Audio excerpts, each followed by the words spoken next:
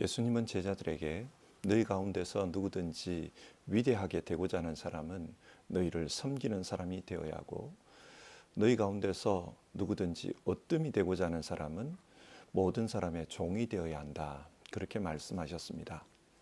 제자들에게 섬기는 삶을 살라고 말씀하신 것입니다. 그것이 하나님 나라를 책임지는 사람의 모습이라고 했습니다. 오늘 우리는 출애굽기 29장을 통해 예수님의 사람들은 어떻게 하나님을 섬기고 또 이웃을 섬겨야 하는지를 생각해 보려고 합니다. 오늘 말씀을 통해 하나님께서 은혜 주시기를 바랍니다. 먼저 사도신경으로 우리의 신앙을 고백한 후 성경 말씀을 살펴보겠습니다. 나는 전능하신 아버지 하나님 천지의 창조주를 믿습니다. 나는 그의 유일하신 아들 우리 주 예수 그리스도를 믿습니다.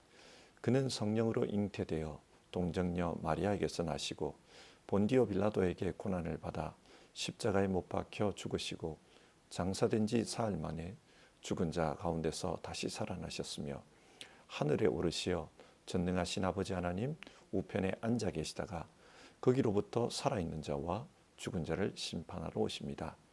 나는 성령을 믿으며 거룩한 공교회와 성도의 교제와 죄를 용서받는 것과 몸의 부활과 영생을 믿습니다. 아멘. 오늘은 출애굽기 29장 44절에서 46절의 말씀을 읽겠습니다. 내가 회막과 제단을 거룩하게 하고 아론과 그의 아들들을 거룩하게 하여 나를 섬기는 제사장으로 삼겠다. 내가 이스라엘 자손 가운데 머물면서 그들의 하나님이 되겠다. 그리고 그들은 바로 내가 그들 가운데 머물려고 그들을 이집트 땅에서 이끌어낸 그들의 주 하나님임을 알게 될 것이다. 나는 그들의 주 하나님이다. 아멘. 우리는 지난 시간에 제사장이 어떤 사람인지를 살펴보았습니다. 제사장은 하나님과 사람 사이를 중재해주는 사람입니다. 언젠가 독일과 폴란드 국경 도시를 가본 적이 있습니다. 다리 하나를 사이에 두고 이쪽은 독일이고 저쪽은 폴란드였습니다. 그런데 두 도시의 모습이 너무 많이 달랐습니다. 독일 쪽은 뭔가 차분한 느낌이었습니다. 그리고 폴란드 쪽은 아주 활동적인 느낌이었습니다. 전혀 다른 모습이었습니다. 이렇게 전혀 다른 두 나라의 두 도시를 다리가 이어주고 있었습니다. 사람들은 그 다리를 통해 두 나라를 오가고 있었습니다. 제사장이 바로 이런 분입니다. 하늘에 계신 하나님과 이 땅에 사는 인간을 이어주는 존재입니다. 거룩하신 하나님과 죄 가운데 사는 인간, 그 두 분을, 두 존재를 이 제사장이 중재해 줍니다. 그래서 히브리서는 우리의 제사장은 궁극적으로 예수 그리스도시다, 그렇게 말합니다. 예수님만이 하나님이 계시는 하나님 나라와 인간이 사는 인간 세상을 이어주는 분이기 때문입니다. 그런데 성경은 주님께서 하셨던 그 제사장의 사역을 우리 그리스도인들에게 감당하라고 합니다. 그래서 너희가 바로 왕 같은 제사장이다, 그렇게 말씀합니다. 여러분, 우리는 어떻게 영적 제사장의 일을 감당할 수 있을까요? 하나님 나라와 인간 세상을 연결해 주는 일을 어떻게 감당할 수 있을까요? 오늘 말씀을 통해 함께 살펴봅시다. 출애굽기 29장은 제사장의 위임식에 관련된 말씀입니다. 하나님은 아론과 아론의 아들들을 제사장으로 선택했습니다. 그리고 그들로 하여금 제사장의 일을 시작하도록 위임 예식을 하라. 위임 예식은 이렇게 해야 된다. 그것을 출애굽기 29장에서 말씀해 주신 것입니다. 본문 4절부터 37절을 보면 위임식 장면에 대한 구체적인 설명이 나옵니다. 먼저 아론과 그의 아들들을 회막으로 불러서 목욕을 시키라고 합니다. 그리고 깨끗하게 한 후에 제사장이 입어야 할 옷들을 입히고 그 머리에 관을 씌웁니다. 그렇게 준비가 되면 이제 위임식 제사를 드리는 겁니다. 어떻게 제사라고 합니까? 먼저 수소 한 마리를 잡아서 속죄의 제사를 드리라고 했습니다. 속죄는 죄를 씻는 것입니다. 제사장은 하나님 앞에 나아가야 할 사람이기 때문에 죄인의 모습으로는 하나님 앞에 나아갈 수가 없습니다. 그래서 속죄의 제사를 드리라는 겁니다.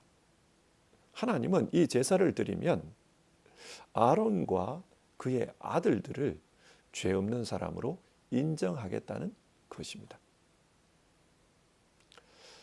아론과 그의 아들들은 속죄 제물이 될 수소의 머리에 손을 얹고 안수해야 합니다. 안수 행위가 의미하는 것은 그 소와 그들이 하나가 되었다는 뜻입니다.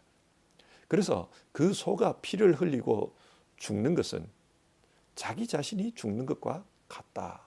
그런 의미입니다. 자, 여기서 생각해 봅시다. 이 속죄의 소가 무엇을 의미할까요?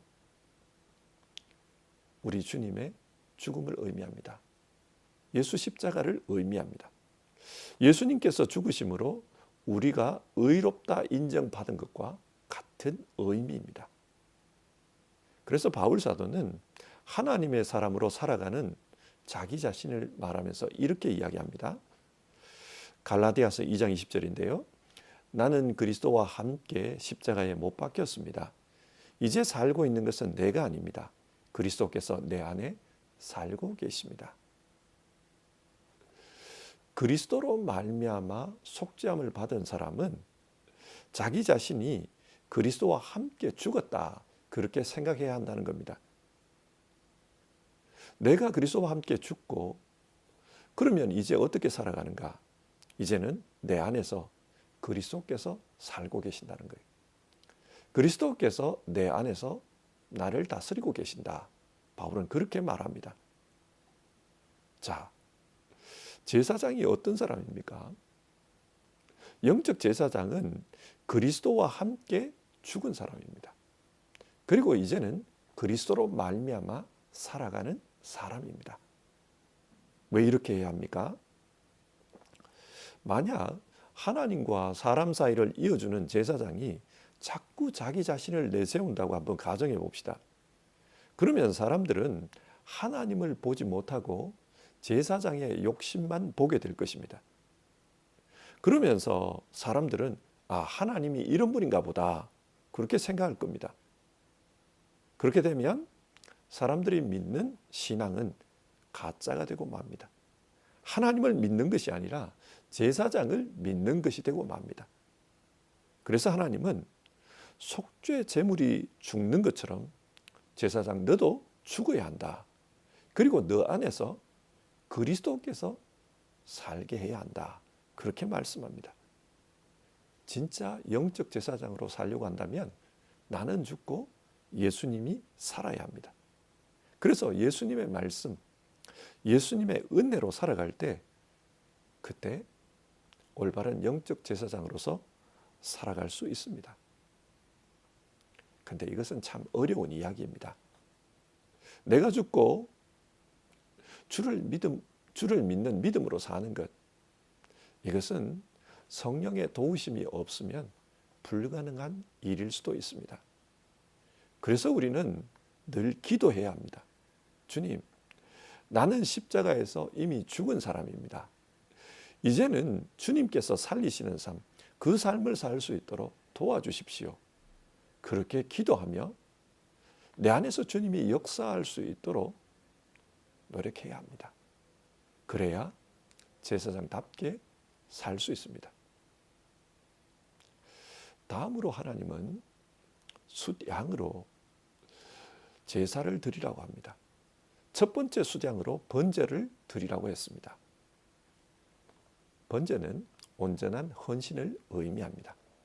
번제물이 하나님 앞에서 온전하게 태워져 향기로 올라가듯 제사장 자신도 그렇게 살겠다 결단하는 제사입니다.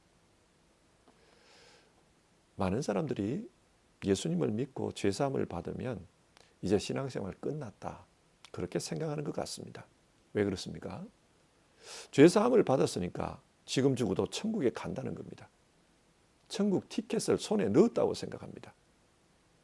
그렇기 때문에 그 다음에는 자기 마음대로 살려고 합니다. 이렇게 살면 어떻게 될까요? 그 사람을 통해서 하나님의 영광이 나타날 수가 없습니다. 제사장 위임식을 하며 속죄제사를 통해 죄사함 받았다. 죄사함 받았으니까 그 다음부터는 자기 마음대로 산다. 여러분 이걸 한번 가정해 봅시다. 이렇게 살면 어떻게 될까요? 엘리 제사장의 아들들이 그렇게 살았습니다. 그 결과 이스라엘에서 하나님의 영광이 떠나고 말았습니다. 하나님은 제사장이 된 사람은 온전히 하나님께 의지해서 살아야 된다. 하나님의 손에 붙들려 살아야 한다. 그것을 말씀합니다. 50%는 하나님을 위해 살고 50%는 자기 욕심을 위해 살면 안 됩니다. 그렇게 살면 타락한 엘리의 아들들처럼 되고 맙니다. 그래서 하나님은 온전한 헌신을 결단하는 번제를 드리라고 한 것입니다. 이어서 두 번째 수량으로 위임식 제사를 드리라고 합니다. 이때 수량의 피를 제사장의 오른쪽 귀와 오른쪽 엄지에 바르라고 했습니다. 그리고 그 피와 거룩하게 구별하는 기름을 가져다가 아론과 그의 아들들의 옷에 뿌리라고 했습니다. 왜 이렇게 하라고 했습니까? 이렇게 하면 아론과 그의 아들들이 거룩하게 된다고 했습니다. 제사장은 거룩해야 합니다. 로마서 11장 1절 여러분의 몸을 하나님께서 기뻐하실 거룩한 산 제물로 드리십시오. 이것이 여러분이 드릴 합당한 예배입니다. 바울 사도는 그렇게 말했습니다. 번제를 드림으로 하나님 앞에 100% 헌신한 사람은 자신의 삶을 통해 하나님의 거룩함을 드러내야 한다는 겁니다. 제단에서 제사를 드리는 것뿐만 아니라 자신의 삶이 제물이 되어 일상의 삶에서도 하나님의 거룩함이 드러나게 해야 한다. 그렇게 말씀합니다. 자기 자신을 제물로 드리는 것이 어떤 것이라고 했습니까? 로마서 12장 2절을 보면 이 세대를 본받지 말고 하나님의 선하시고 기뻐하시고 온전한 뜻이 무엇인지 분별하는 것이라고 했습니다. 세상의 기준을 따라서 사는 것이 아니라 하나님의 뜻, 하나님의 기준을 따라 사는 것입니다. 세상에서 성공하는 것을 기뻐하는 것이 아니라 하나님이 기뻐하시는 삶을 사는 것, 그걸 기뻐해야 한다는 겁니다. 제사장은 세상 사람들 앞에서 하나님이 어떤 분인지, 하나님 나라가 어떤 곳인지를 보여줘야 합니다. 그렇기 때문에 철저하게 하나님의 기준, 하나님의 뜻을 추구하며 살아야 합니다. 그렇게 살 때 하나님이 드러나고 하나님 나라가 보여줄 수 있다. 성경 그렇게 말합니다. 그래서 거룩하게 살라는 것입니다. 우리가 사는 세상은 세속화된 세상입니다. 그러다 보니 믿는 사람과 믿지 않는 사람의 모습에서 별로 차이가 없습니다. 그런 가운데 그리스도인들의 영향력이 점점 줄어들고 있습니다. 자, 이런 세상에서 하나님께서 우리에게 요구하는 것은 거룩한 삶입니다. 거룩한 삶이란 구별된 삶입니다. 하나님의 뜻 그리고 하나님의 기준에 따라 살아서 구별된 모습을 보여줘야 한다. 하나님은 그것을 요구하십니다. 자, 이렇게 제사장의 위임식이 끝나면 그 다음부터는 어떤 일을 하라고 합니까? 38절에서 46절. 매일 하나님께 제사를 드리라고 합니다. 아침 저녁으로 하나님께 제사를 드려야 한다. 제사장은 하나님을 섬기는 사람입니다. 그런데 어떤 제물로 제사하러 갑니까? 양과 고운 밀가루 그리고 올리브와 포도주로 제사하라. 그렇게 말씀하셨습니다. 이런 질문이 듭니다. 왜 하나님은 이런 제물을 가지고 제사라고 하는가? 하나님이 원하시는 것은 자기 백성과 함께 사는 것입니다. 그래서 하나님은 지금 자기 백성들이 먹는 그 음식을 자기도 먹겠다는 것입니다. 그래서 제사장들에게 이스라엘 백성들이 먹는 그 음식으로 제사라고 한 것입니다. 우리말에 함께 음식을 먹으면 그 사람들을 식구라고 부릅니다. 식구는 가족이지요. 하나님은 지금 자기 백성과 가족으로서 살기를 원합니다. 자기 백성 가운데 머물기 위해서 자기 백성을 이집트 땅에서 끌어냈다고 말씀하십니다. 하나님은 우리와 함께 한 가족으로서 살아가기를 원하십니다. 그리고 제사장에게 하나님과 함께 사는 일, 하나님과 함께 사는 식구로서의 일, 그 일을 사람들에게 드러내라고 합니다. 자, 오늘 말씀을 한번 정리해 봅시다. 오늘 말씀은 하나님과 사람 사이를 중재해 주는 제사장의 위임식에 대한 이야기입니다. 신약 성경은 이 제사장이 예수님이라고 했습니다. 그리고 예수님을 믿고 따르는 사람들에게 너희도 제사장의 일을 해야 한다. 하나님과 사람 사이를 이어주는 그 일을 해야 한다. 너희가 바로 왕같은 제사장이다. 그렇게 말씀했습니다.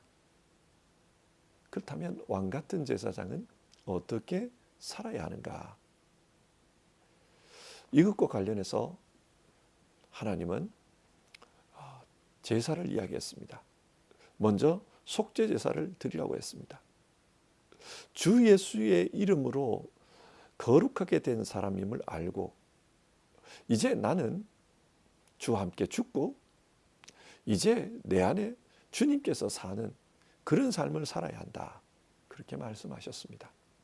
그리고 이어서 번제를 드리라고 했습니다. 이 번제는 온전하게 주님께 헌신되었다. 그 의미입니다. 100% 주님을 따르는 신앙으로 살겠다. 그것을 말씀하는 겁니다. 그리고 이어서 거룩하게 되라고 합니다. 거룩하게 하는 제사를 드리라고 합니다. 한쪽 발은 세상에 딛고 다른 쪽 발은 하나님 나라에 딛고 사는 그런 삶이 아니라 전적으로 하나님 나라를 지향하는 그런 삶을 살아야 된다. 특별히 요즘같이 세속화된 세상에서는 거룩한 삶을 사는 것이 중요하다. 그렇게 말씀을 나눴습니다. 예를 들어서 한번 생각해 봅시다. 많은 분들이 우리 시대의 목회자를 염려합니다. 염려하는 이유가 무엇입니까? 목사라고 하면서 세상에 좋은 것을 탐한다는 거예요. 물질을 탐하고 권력을 탐하고 쾌락을 탐하며 그렇게 살아갑니다. 그렇게 보니까 목사라고 해서 세상 사람들과 다를 바 하나 없다는 거예요. 그래서 염려합니다. 그런데 한 발은 세상에 걸치고 한 발은 신앙에 걸치고 살면 누구나 이렇게 될 수 있습니다. 그래서 하나님은 오늘 성경을 통해 번제, 100% 신앙인으로 살라. 또 주의 뜻을 따르는 거룩한 삶을 살아야 한다. 그것을 말씀합니다. 여러분, 주님의 뜻이 무엇입니까? 주님은 우리가 영적 제사장으로 살기를 원합니다. 영적 제사장은 하나님과 또 이웃을 이어주는 사람입니다. 주님은 너희 가운데 누구든지 위대하게 되고자 하는 사람은 너희를 섬기는 사람이 되어야 하고 너희 가운데서 어뜸이 되고자 하는 사람은 모든 사람의 종이 되어야 한다. 그렇게 말씀하셨습니다. 하나님을 섬기는 사람, 그리고 동시에 이웃을 섬기는 사람은 어떻게 살아야 하는가? 오늘 참된 섬김에 대해서 제사장의 위임식을 통해 이야기해 주셨습니다. 그 섬김은 철저하게 예수 그리스도로 말미암아 사는 것입니다. 나는 죽고 내 안에서 그리스도가 사는 삶, 그 삶을 살아야 한다. 그리고 이 세상에서 정말 거룩한 삶을 살아야 한다. 100% 하나님을 의지하고 살아야 된다. 그럴 때 하나님과 이웃을 온전하게 섬길 수 있다. 그렇게 말씀 나눴습니다. 여러분, 우리 모두 영적 제사장이라는 것을 기억하고 삽시다. 쉽지 않은 말이지만 우리도 하나님을 섬기고 이웃을 섬기는 사람으로서 오늘 성경이 가르치는 대로 그렇게 살려고 노력해 봅시다. 그리고 우리의 신앙을 다시 한번 점검하면서 오늘 하루를 살아봅시다. 기도하겠습니다. 하나님, 오늘은 제사장으로서 어떻게 살아야 하는지 그 문제를 생각해 보았습니다. 하나님은 제사장을 세우실 때 속죄제와 번제, 위임식 제물을 드리라고 했습니다. 이 제사가 의미하는 것은 나는 이제 죽었고 내 안에 그리스도께서 살아계신다. 나는 주님이 살게 하는 그 삶을 살겠다. 그리고 나는 이제 100% 온전하게 신앙으로 살겠다. 그를 위해서 나는 거룩함을 힘쓰겠다. 그런 의미라고 했습니다. 하나님, 영적 제사장으로서 온전하게 살 수 있도록 도와주시옵소서. 하나님은, 하늘에 계신 하나님은 자기 백성과 함께 살기를 원하시는데 하나님이 우리와 함께 살고 계신다는 것을 드러내는 사람이 제사장이라고 했습니다. 하나님, 제사장의 역할을 잘 감당하게 하옵소서. 정말 온전하게 살아갈 수 있도록 우리를 도와주시옵소서. 그리고 하나님, 우리 가운데 어려움을 겪고 있는 분이 있습니다. 하나님께서 도와주시옵소서. 정말 하나님의 도우심을 간구하고 기도하는 이들이 있습니다. 하나님, 그들에게 치료와 회복의 역사, 또 새로운 삶의 길을 열어주시는 역사가 나타나게 해 주시옵소서. 예수님의 이름으로 기도드립니다. 아멘. 주기도문으로 오늘 아침 예배를 마치겠습니다. 하늘에 계신 우리 아버지, 아버지의 이름을 거룩하게 하시며 아버지의 나라가 오게 하시며 아버지의 뜻이 하늘에서와 같이 땅에서도 이루어지게 하소서. 오늘 우리에게 일용할 양식을 주시고 우리가 우리에게 잘못한 사람을 용서하여 준 것 같이 우리 죄를 용서하여 주시고 우리를 시험에 빠지지 않게 하시고 악에서 구하소서. 나라와 권능과 영광이 영원히 아버지의 것입니다. 아멘.